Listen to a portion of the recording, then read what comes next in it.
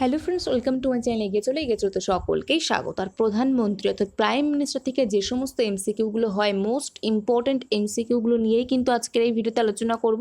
কারণ লোকসভা ভোট, সেখান থেকে প্রধানমন্ত্রী নির্বাচন একটা ভেরি ভেরি ইম্পর্ট্যান্ট টপিক সামনের প্রত্যেকটা এক্সামের জন্য।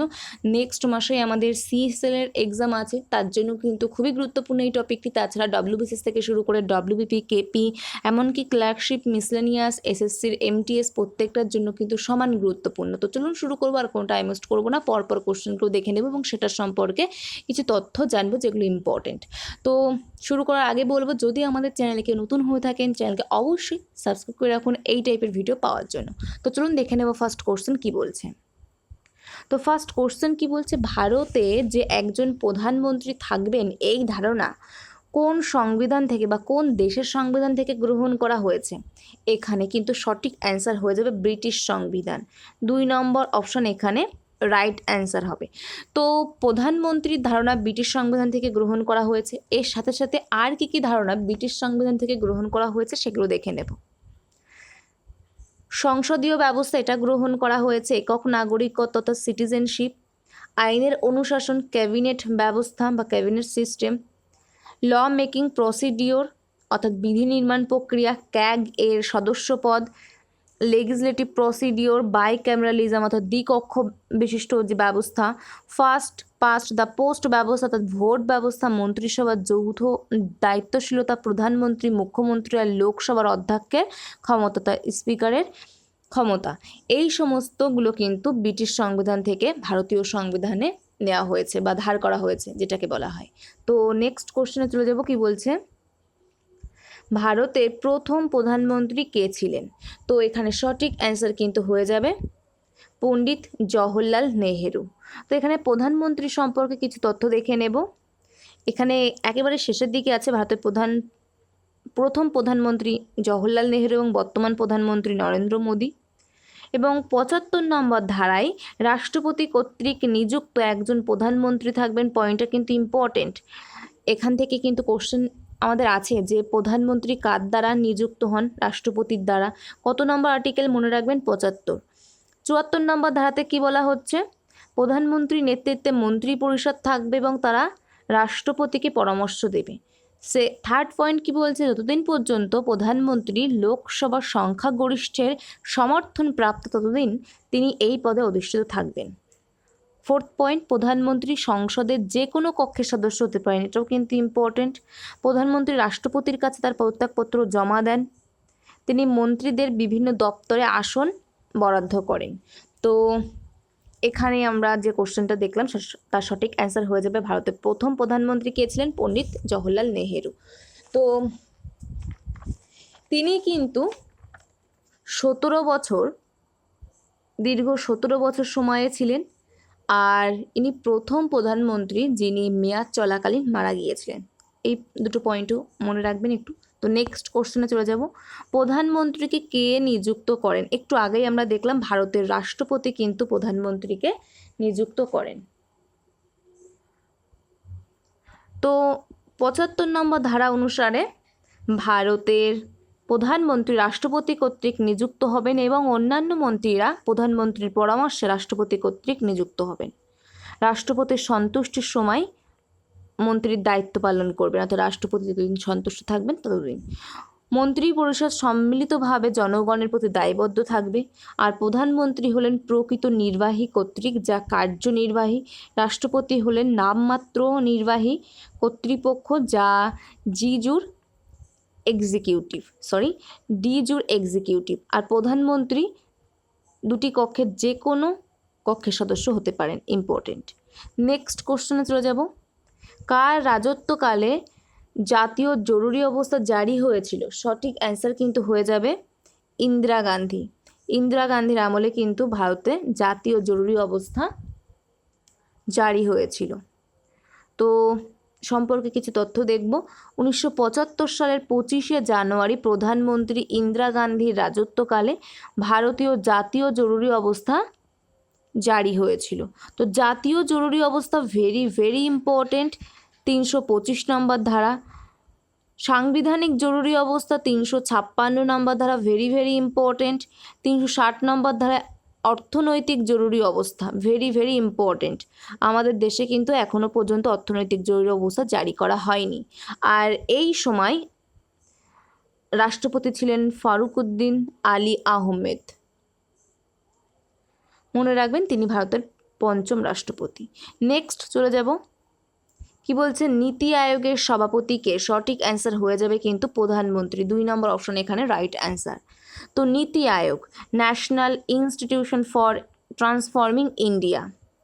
নীতি আয়োগের ফুল ফর্ম মনে রাখবেন, দিতে পারে কোনো কোনো এক্সামে, বিশেষ করে এসএসসির এক্সামে কিন্তু এই টাইপের কোশ্চেন আসে। পরিকল্পনা কমিশনের পরিবর্তে এই সংস্থা প্রতিষ্ঠিত হয়। থার্ড পয়েন্ট কিন্তু ভেরি ভেরি ইম্পর্টেন্ট, কত সালে নীতি আয়োগ গঠিত হয়? 2015 সালের 1 জানুয়ারি প্রধানমন্ত্রী নরেন্দ্র মোদী কিন্তু সংস্থাটি গঠন করেন। নেক্সট কোশ্চেনে চলে যাব, কি বলছে, ভারতীয় সংবিধানের কোন অনুচ্ছেদে রাষ্ট্রপতির কাছে তথ্য প্রদানের জন্য প্রধানমন্ত্রীর দায়িত্ব সম্পর্কে বলা হয়েছে? তো এখানে সঠিক অ্যান্সার হয়ে যাবে কিন্তু 4 নম্বর অপশান, 78 নম্বর ধারা। ভারতীয় সংবিধানের এখানে যে বাকি ধারাগুলো আছে 52, 61 আর 65, সেগুলো সম্পর্কে একবার দেখে নেব। 52তে বলা হচ্ছে ভারতে একজন রাষ্ট্রপতি থাকবেন। 61তে বলা হচ্ছে ভারতের রাষ্ট্রপতির অভিশংসনের পদ্ধতি প্রদান করবেন। 75-এ কী বলা হচ্ছে? প্রধানমন্ত্রী এবং অন্যান্য মন্ত্রীদের নিয়োগের সাথে সম্পর্কিত, যেটা রাষ্ট্রপতি নিয়োগ করেন। আমরা দেখে আসছি, দুটো কোশ্চেনে দেখা হয়ে গেছে অলরেডি। তো এখানে যেটা সঠিক অ্যান্সার কোনটা হয়ে যাবে? 4 নম্বর অপশান, 78 নম্বর ধারা। নেক্সট, ভারতের প্রথম উপপ্রধানমন্ত্রী কে ছিলেন? ভারতের প্রথম উপপ্রধানমন্ত্রী ছিলেন কিন্তু সর্দার বল্লভভাই প্যাটেল। 4 নম্বর অপশান কিন্তু এখানে রাইট অ্যান্সার। তো চলে যাব এটা সম্পর্কে কিছু ডিটেলসে তথ্য দেখার জন্য। সর্দার বল্লভভাই প্যাটেল ছিলেন ভারতের প্রথম উপপ্রধানমন্ত্রী। তিনি ভারতের প্রথম স্বরাষ্ট্রমন্ত্রীও ছিলেন।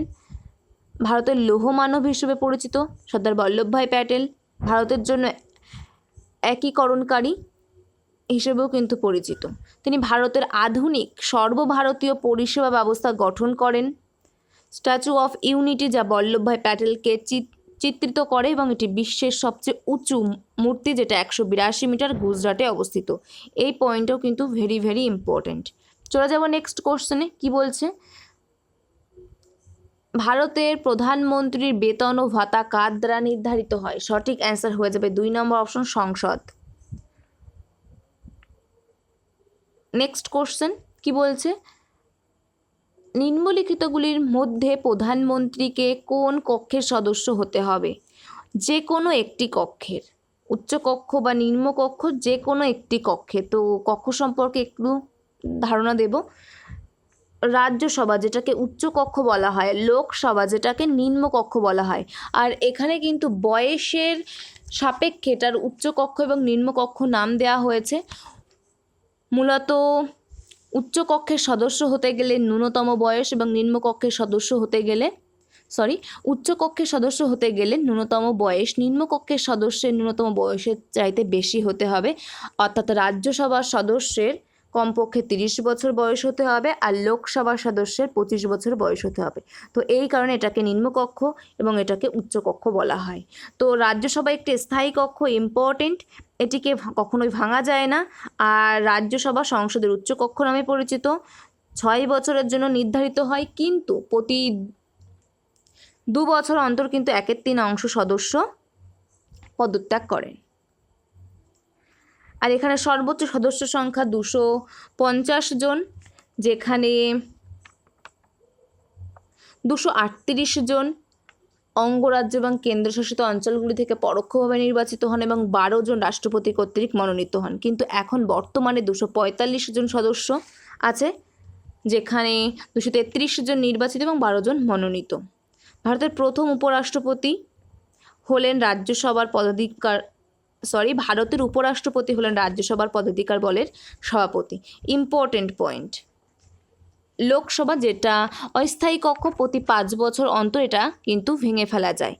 আর এটা নিম্নকক্ষ নামে পরিচিত। সংসদের সর্বোচ্চ সদস্য সংখ্যা বর্তমানে 550, যার মধ্যে 530 জন রাজ্য থেকে এবং কেন্দ্রশাসিত অঞ্চল থেকে 20 জন, আর প্রকৃত সদস্য সংখ্যা 543, যার মধ্যে 524 জন রাজ্য থেকে এবং কেন্দ্রশাসিত অঞ্চল থেকে 19 জন। আর আগে ছিল কিন্তু 552 জন। 2020 সালের 25শে জানুয়ারি 104তম সংবিধান সংশোধনের মাধ্যমে কিন্তু 2 জন যে ইঙ্গ ভারতীয় প্রতিনিধি যে নির্বাচন করা হতো, মনোনীত করা হতো, সেটা কিন্তু সেই সংরক্ষণটাকে কিন্তু বিলুপ্ত করা হয়েছে। তো মনে রাখবেন এখানে যে কটি পয়েন্ট আছে ভেরি ভেরি ইম্পর্টেন্ট। চলে যাব নেক্সট কোশ্চেনে। কি বলছে, নিম্নলিখিতগুলির মধ্যে কে একাধিক মেয়াদে ভারতের প্রধানমন্ত্রী পদে দায়িত্ব পালন করেছেন? তো এখানে সঠিক অ্যান্সার কিন্তু হয়ে যাবে অটল বিহারী বাজপেয়ী। 4 নম্বর অপশন কিন্তু এখানে রাইট অ্যান্সার হবে। অটল বিহারী বাজপেয়ী একজন ভারতীয় রাজনীতিবিদ যিনি ভারতের প্রধানমন্ত্রী হিসেবে 3টি মেয়াদে দায়িত্ব পালন করেন। প্রথমে 1996 সালে 13 দিনের জন্য, তারপর 1998 সাল থেকে 1999 সাল পর্যন্ত 13 মাসের জন্য, এবং পরবর্তীতে 1999 থেকে 2004 পূর্ণ মেয়াদের জন্য। তিনি কিন্তু ভারতীয় জনতা পার্টির অন্যতম সহ প্রতিষ্ঠাতা এবং একজন সিনিয়র নেতা ছিলেন। চলে যাব নেক্সট কোশ্চেনে। কি বলছে, 1965 সালে ভারত পাকিস্তান যুদ্ধের সময় ভারতের প্রধানমন্ত্রী কে ছিলেন? তো এখানে সঠিক অ্যান্সার কিন্তু হবে 3 নম্বর অপশন, লাল বাহাদুর শাস্ত্রী। তো বাকি যে অপশনগুলো আছে জওহরলাল নেহেরু, ইন্দিরা গান্ধী, রাজীব গান্ধী। জওহরলাল নেহেরু কিন্তু 1962 সালে ভারত চীন যুদ্ধের সময় ভারতের প্রধানমন্ত্রী ছিলেন, আর ভারতের প্রথম প্রধানমন্ত্রী জওহরলাল নেহেরু। এবং ইন্দিরা গান্ধী 1971 সালে ভারত পাকিস্তান যুদ্ধের সময় ভারতের প্রধানমন্ত্রী ছিলেন, যিনি প্রথম মহিলা প্রধানমন্ত্রী। রাজীব গান্ধী প্রধানমন্ত্রী ছিলেন 1984 সালে ভোপাল গ্যাস ট্র্যাজেডির সংগঠিত হয় সেই সময়, যিনি কনিষ্ঠ প্রধানমন্ত্রী ছিলেন। তো প্রত্যেকটা পয়েন্ট কিন্তু এখানে ইম্পর্টেন্ট। চলে যাব নেক্সট কোশ্চেনে। কি বলছে, নিম্নলিখিতগুলির মধ্যে কে 1979 সালে ভারতের প্রধানমন্ত্রী হিসেবে মোরারজি দেশাইকে স্থলাভিষিক্ত হন? সঠিক অ্যান্সার হয়ে যাবে এখানে চরণ সিং। 2 নম্বর অপশন কিন্তু রাইট অ্যান্সার।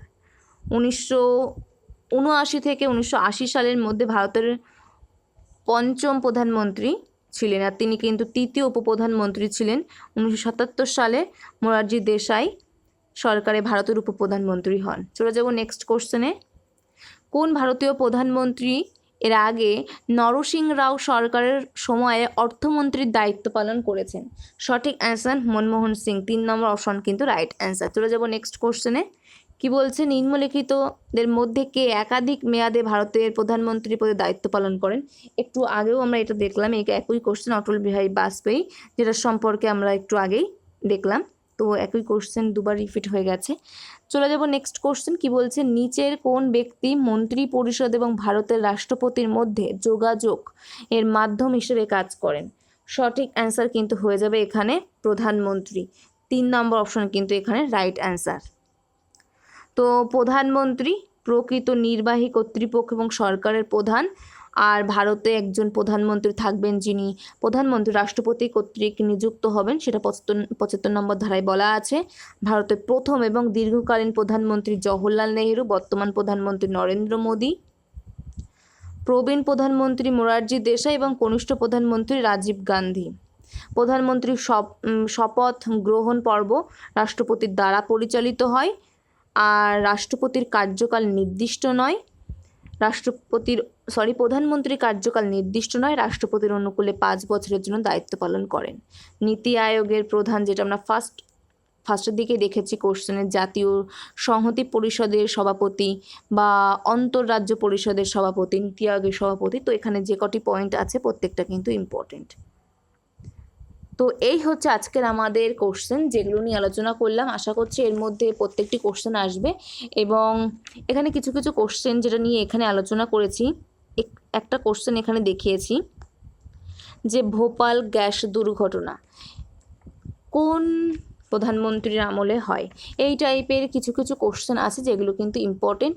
তো সেটার পিডিএফ আমি টেলিগ্রাম চ্যানেলে দিয়ে দেবো, সেখান থেকে আপনারা দেখে নিতে পারবেন যে টোটাল যে প্রধানমন্ত্রী যে ছক, তার মধ্যে কার সময় কী কী ঘটনা ঘটেছিল সেটা দিয়ে দেবো। আর এটার পিডিএফও কিন্তু দিয়ে দেবো টেলিগ্রাম চ্যানেলে। যারা এখনও পর্যন্ত যুক্ত হয়ে যান, লিঙ্ক ডিসক্রিপশন বক্সে দেওয়া থাকবে। তো এখানে শেষ করবো আজকের আমাদের টপিক। তো নেক্সট ভিডিও তোমাদের আবার দেখা হচ্ছে। আর যদি এই ভিডিওটা ভালো লেগে থাকে তো অবশ্যই একটু লাইক করে দেবেন, বন্ধুদের মধ্যে একটু শেয়ার করে দেবেন। আর নেক্সট ভিডিও দেখা হচ্ছে। Thank you, good bye.